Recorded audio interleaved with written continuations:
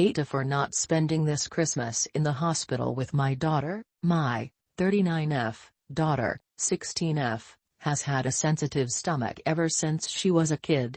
There are certain foods that will upset her stomach to the point where she's unable to stop throwing up. We've seen countless doctors, but so far nobody's been able to give us a clear answer. The only advice we keep getting is to identify all trigger foods and cut them from her diet. We have a pretty good idea of what those foods are: soda and other carbonated drinks, chips, Cheetos, and other similar processed snacks, anything oily or fried, and most sweets. Unfortunately, this is exactly the kind of stuff my daughter loves to eat the most.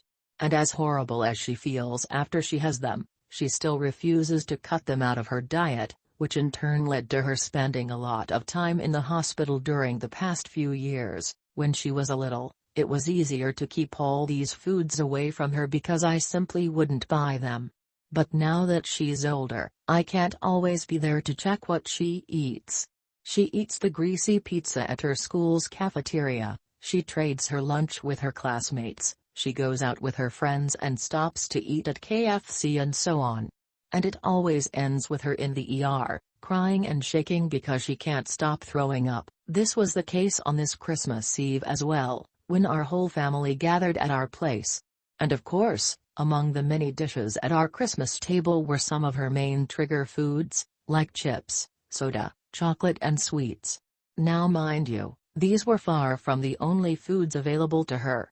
We also had a variety of home-cooked, traditional dishes on the table, with ingredients that don't upset her stomach, like vegetables, meat, dairy, etc., all of them delicious and well-seasoned. My daughter herself says she really likes most of these dishes. Despite this, my daughter chose to eat nothing but her trigger foods.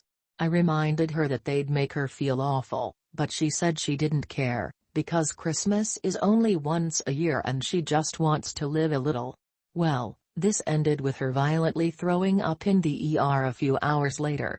She had to be hospitalized for a few days and only just got out of the hospital a few hours ago, and unlike all the previous times when something like this happened, this time I chose to spend my Christmas relaxing at home with the rest of our family, and not in the hospital by my daughter's side.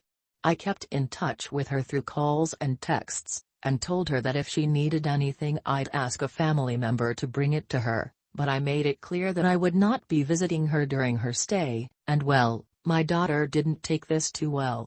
She cried every time we talked on the phone, begged me to come over, told me how horrible I was for abandoning her there all alone, and so on. Most of our family didn't take my side in this either, and during the past few days I got called everything from a little extreme to downright cruel and heartless. AITA, Reddit, what do you think about it? Write your comments.